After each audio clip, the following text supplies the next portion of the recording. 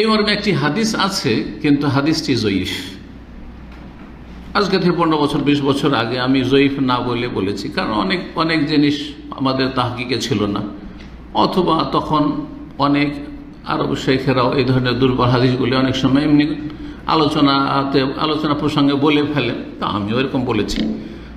অনেক সময় দেখা যাচ্ছে যে আমাদের পুরাতন ওই আলোচনাগুলি সোশ্যাল মিডিয়াতে আসছে, কারণ ও তো কন্ট্রোলের বাইরে।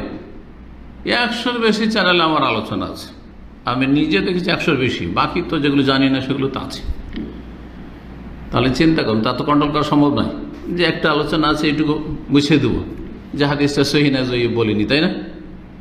তো যার ফলে যারা আমাদের আলোচনা শোনেন, ফলো করেন, তাদের জন্য উচিত হবে সবসময় নতুন আলোচনাগুলিকে গুরুত্ব দেওয়া।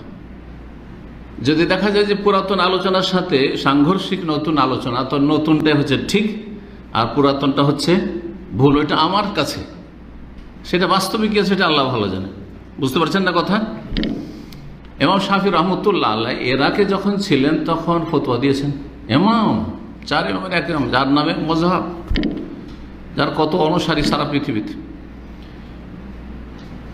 আহলে সুন্নাতের ইমাম।